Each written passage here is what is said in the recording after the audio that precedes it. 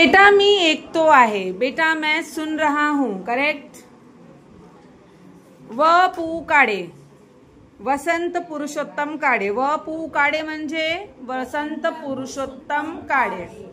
19 से 32 2001, मतलब इसमें जन्म हुआ, इसमें मृत्यु, डेथ।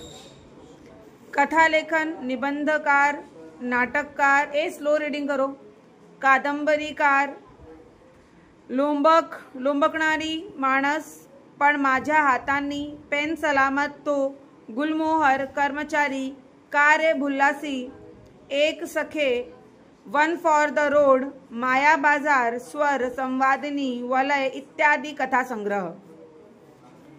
ही वाट एकटीची, पार्टनर इत्यादी कादंबरी लेखन प्रसिद्ध। आकर्षक कथानके, ओघवती निवेदन शैली आणि चटपटीत संवाद यामुळे त्यांचा कथा वाचक प्रिय आहेत। संगीत केलेवर जीवपाड प्रेम करणाऱ्या वडील व त्यांचे अपघातामुळे संगीत सेवेपासून अंतरलेल्या वडिलांच्या सौख्यासाठी धडपडणारा मुलगा यांचे भावस्पर्शी वर्णन प्रस्तुत पाठात लेखकांनी केले आहे। संगीत के लिए किस तरह से बच्चे की भावना है या बड़ों की भावना है, उस चीज को इस पाठ में एक्सप्लेन किया है। तिसरी घंटा घणघणली व बाहेरचा संमिश्र कोलाहल बंद पडला। उगीचच इकडून तिकडे वळणाऱ्या माना स्टेजच्या दिशेकडे स्थिर झाला। मतलब तीसरी घंटा बजी और सभी लोग शांत हो गए। सबका ध्यान स्टेज के साइड गया। लोकांचे लक्ष आता आपल्याकडे आहे याची खात्री वाटताच मी गंभीर आवाजात बोलायला शुरुआत केली। लोगों का ध्यान हमारी तरफ है। जब ऐसा मालूम पड़ा तो मैं बोलना शुरू किया। सब स्त्री पुरुष हो, माझ्या वादन विद्यालय हा पहिला जाहीर कार्यक्रम आहे। मेरे इस विद्यालय का म्यूजिकल स्कूल का पहला प्रोग्राम है। आपल्या चरणी ही कला सादर करताना मला अतिशय आनंद वाटत आहे, पण शांतपणाने या सर्व कार्यक्रमाचा आस्वाद घ्यावा। शांति से आप लोग पूरे कार्यक्रम का मजा लीजिए, स्वाद उठाइए, अशी आपल्याला नम्र विनंती करून मी कार्यक्रमाला सुरुवात करतो। आजच्या कार्यक्रमाची सुरुवात शिरीष भागवत यांचा फील्ड वादनाने होईल। हा विद्यार्थी माझ्या विद्यालयात नुकताच शिकायला आला आहे। कलेच्या प्रांतातील हा नवखा मुसाफिर आहे। ये मेरे पास सिर्फ सीखने आया था। कला के जिंदगी में सफर में ये नया मुसाफिर है। हे लक्षात घेऊन आपण याच्या हुशारीचे कौतुक करावे ही विनंती। इसको आप ध्यान में रखना। उसके बाद ये किस तरह से आपको सुनाता है उसकी आप प्रशंसा करना, ये विनंती है। एवढे बोलून मी शिरीषकडे पाहिले। मला या मुलाची अतिशय भीती वाटत होती। खरे सांगायचे म्हणजे माझ्या मनातून मला शिरीषला कार्यक्रम दाखवायचाच नव्हता। मुझे तो दिखाना ही नहीं था उसका कार्यक्रम, इतना डर रहा था मैं। कारण नुकताच शिकायला आलेला हा विद्यार्थी माझ्या विद्यालयाचं नाव खराब करेल याची मला खात्री होती। अभी सीखने के लिए जो स्टूडेंट आया है वो अचानक स्टेज पे जाएगा तो मेरे स्कूल का नाम क्या होगा, खराब होगा। ये मुझे टेंशन था। म्हणूनच मी त्याला कार्यक्रमाला देखण्याचा टाळत होता। इसलिए मैं उसको कार्यक्रम देना नहीं चाहता था। मी शिरीषकडे पाहिले। त्याच्या चेहऱ्यावर धीटपणा व आत्मविश्वास पुरेपूर प्रतिबिंबित झाला होता। उसके चेहरे पर कॉन्फिडेंस भर भर के दिख रहा था। पण त्याचे हे अवसान फार वेळ राहणार नाही हे मी ओळखून होतो। पडद्यावर जाऊन बाहेरच्या श्रोतवृंद नजरेला पडताच त्याचा हा धीर सुटेल याची मला खात्री होती। जैसे ही स्टेज पे जाएगा, सब लोग को देखेगा तो ये तुरंत डर जाएगा। शिरीषने खूण करताच मी पडदेवलचा इशारा केला आणि पडदा झरझर वर गेला। फुटलाईटचा झगझगीत प्रकाश डोळ्यावर पडता शिरीष डोळे मिटून घेतले। मतलब ऐसा आंख ऐसा पुसा। त्याचा प्रकाशाची डोळ्यांनी जराशी सवय झाल्यावर शिरीषला संबंध श्रोतविंद दिसला आणि त्याच क्षणी त्याच्या मनाची झालेली चलबिचल त्याच्या चेहऱ्यावर स्पष्ट दिसू लागली। तो गडबडून गेला आहे हे मी ओळखले। अब वो गडबड होगा ऐसा मुझे समझ में आ गया। त्याला आता सावरून धरणे शिक्षक या नात्याने माझे कर्तव्य होते। उसका सहारा बनना, उसको साहस देना टीचर होने के नाते से मेरा ये कर्तव्य था।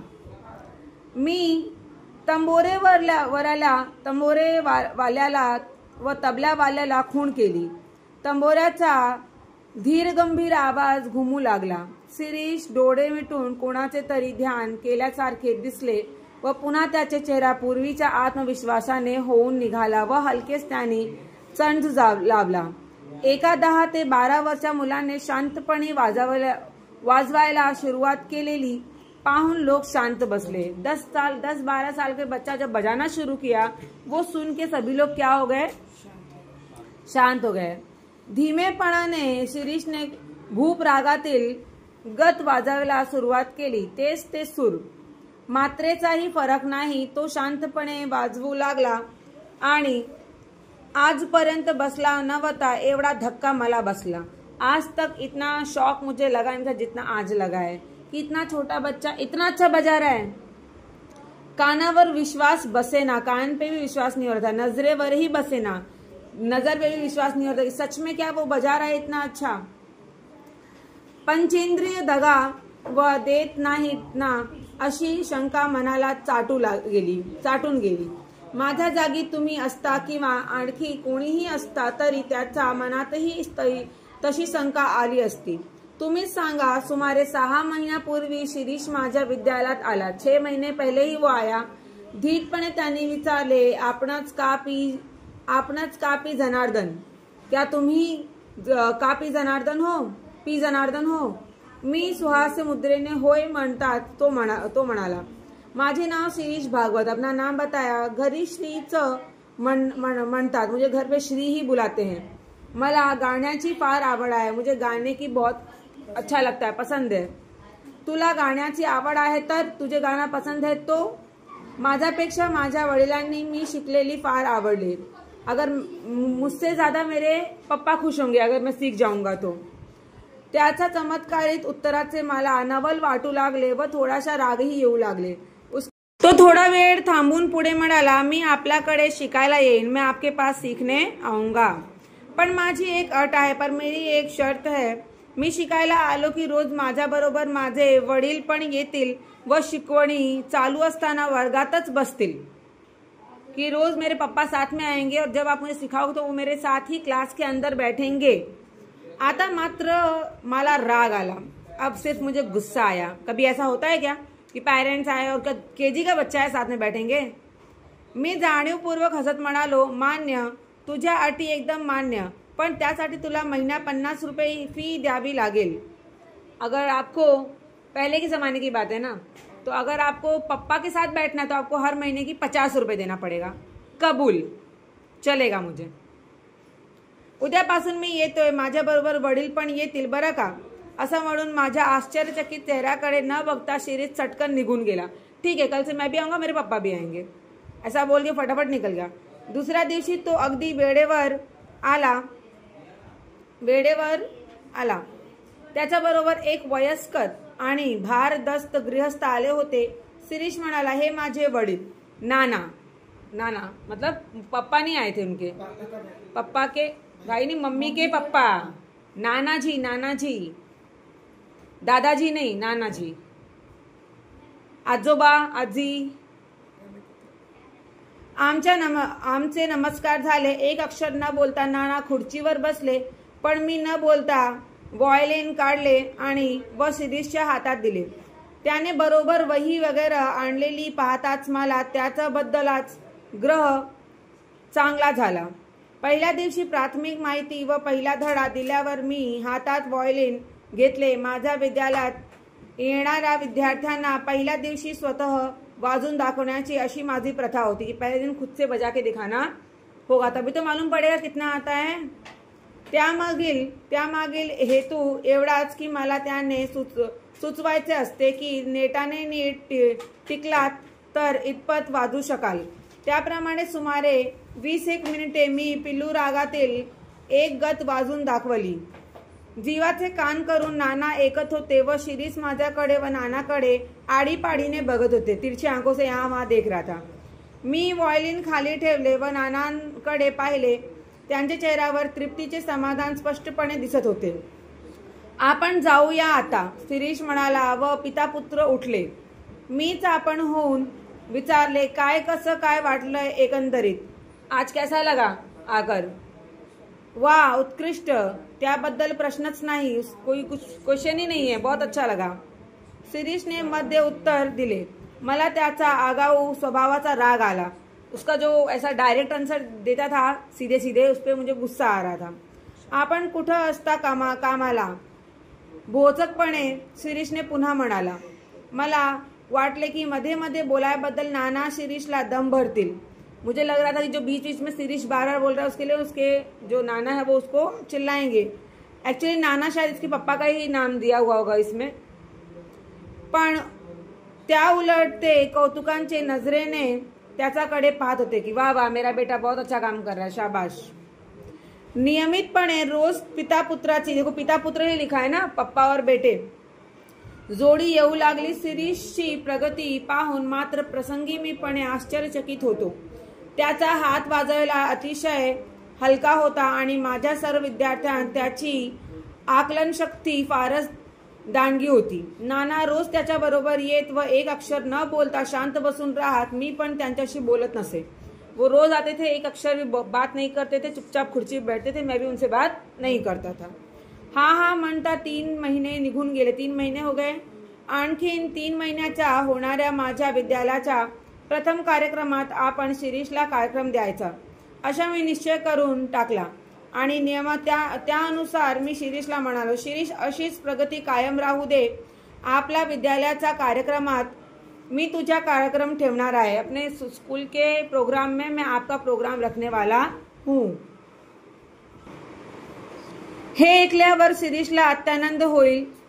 अत्यानंद मतलब बहुत आनंद, बहुत खुशी हुई उसको, अशी कल्पना होती. पण त्याच्या चेहऱ्यावर आनंदाची काही भावना दिसल्या नाहीत.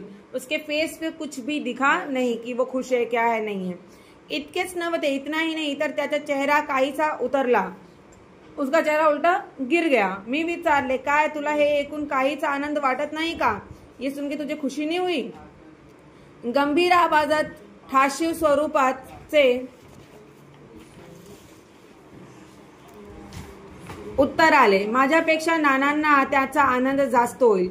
मुझसे ज्यादा मेरे पापा को इसकी खुशी होगी. पिता पुत्र गेले आणि प्रत्येक वेळी मिळणाऱ्या शिरीषचे तरेवाईक उत्तराचे आश्चर्य करीत मी बसलो. हमेशा वो फटाफट आंसर देता था, डायरेक्ट आंसर देता था, घुमा फिरा के नहीं, सोचता भी नहीं था बोलना चाहिए की नाही.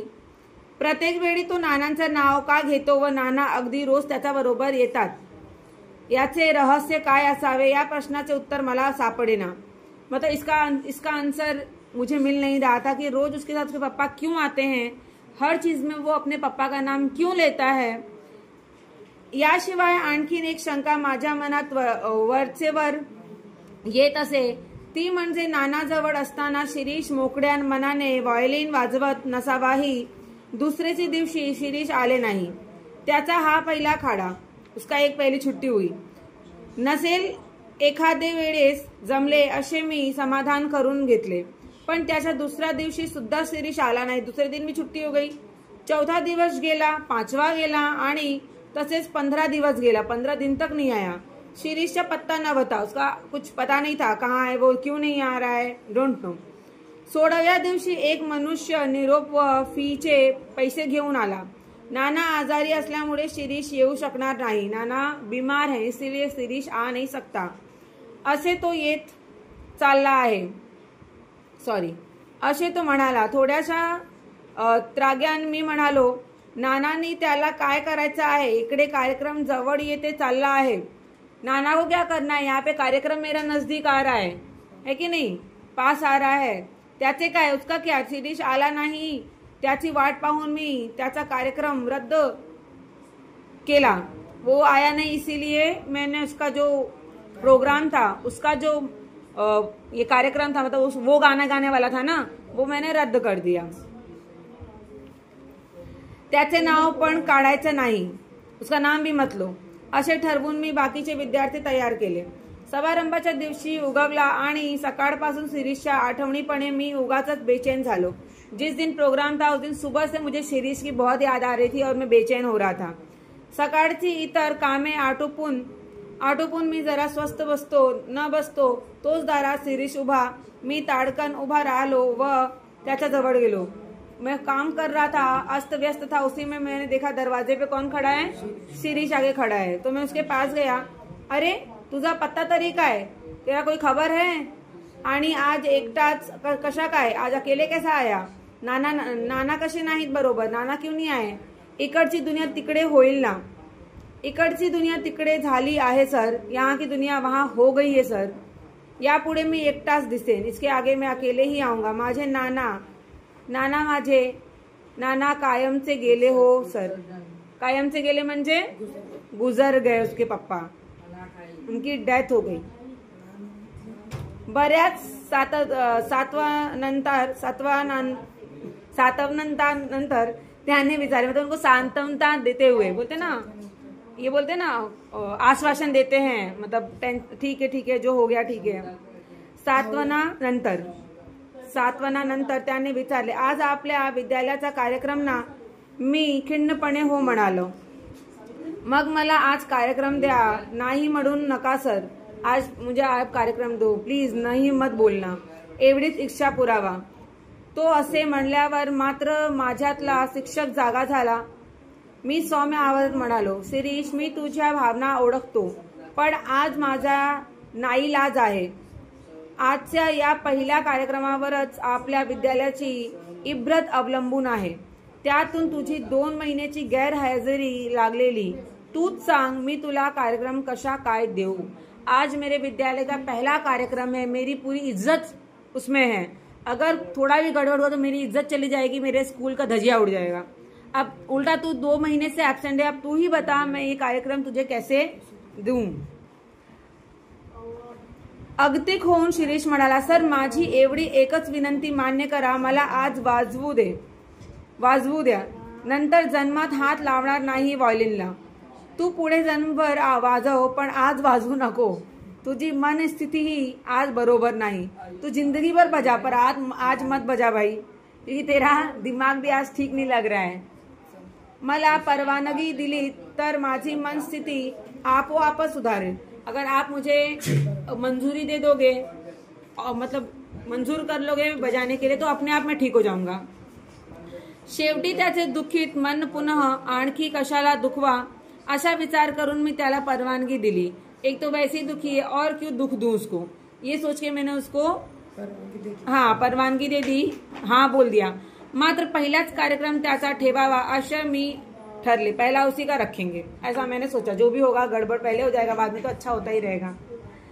त्याप्रमाणे मी परवानगी दिली आणि शिरीष वाजवू लागला. शिरीष कार्यक्रम करण्यात मुरलेल्या एखाद्या वादकाप्रमाणे वाजवत होता. इतके शिकला तरी कुठे याचाच मी विचार करत होते. इतना सीखा कहाँ पे, यही मैं सोच रहा था. त्याची पेक्षा मला मुख्य प्रश्न असा पडला की नवीन शिकायला आलेला मुलगा इतके उत्कृष्ट वाजवतो, तर जुने मुरलेले विद्यार्थी किती छान वाजवत असतील असेच बाहेरचे लोक म्हणत असणार. तेव्हा त्याच्यानंतर वाजवायला कुणाला बसावे. टाळ्यांच्या कडकडाने मी भानावर आलो. शिरीष आत आला व त्याने माझ्या पायावर डोके ठेवले. मी त्याला उठवले. विचारले, शिरीष, हा काय प्रकार आहे. तू माझ्याकडे न येता आणखी कुठे शिकत होतास का. मतलब मेरे पास ना आके कहीं और सीख रहा था क्या. डोळे पुसीत शिरीष म्हणाला. आंखें पोंछकर शिरीष ने बोला, सर काही भलतीच शंका. मी तुम्हाला सर्व सविस्तर सांगतो. मैं आपको पूरा एक्सप्लेन करता हूँ, रुको. ज्या दिवशी मी तुमच्याकडे फी व चिठ्ठी पाठवली त्याच रात्री नाना वारले. जिस दिन मैंने फीस भेजा आपके पास उसी दिन रात को मेरे खत्म हो गए, डेथ हो गई उनकी. मला धक्काच बसला. ज्यांच्यासाठी शिकत होतो तेच गेल्यावर कशाला आता शिका.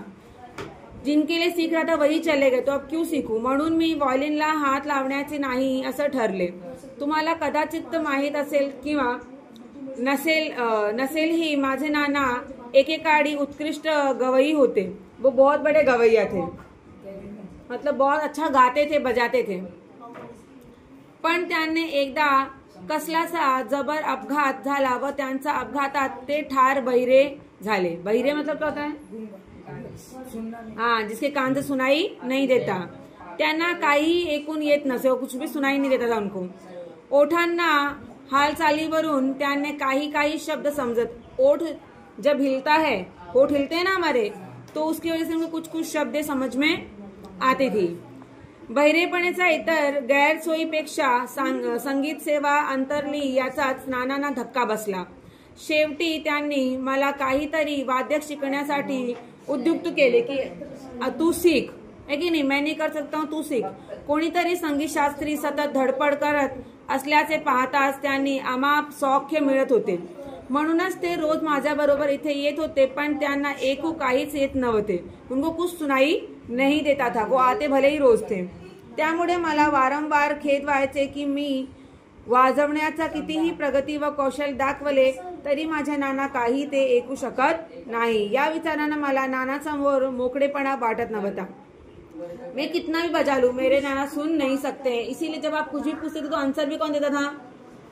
सिरीज देता था ना, क्योंकि उनको सुनाई नहीं देता तो वो आंसर कहां से देंगे. ज्या दिवशी नाना गेले त्याच दिवशी मी ठरवले की संगीत बंद. पण दुसऱ्या क्षणी मनात विचार आला की माझे नाना तेव्हा माझे वादन ऐकू शकत नव्हते, पण आता माझ्याच शेजारी बसून नक्कीच ऐकत आहे. मेरे पास बैठे हैं, वो सुन रहे हैं सब कुछ. या विचारासरशी लोकांच्या निंदेकडे लक्ष न देता मी त्यांचा दिवसापासून व्हायोलिन वाजवायला सुरुवात केली.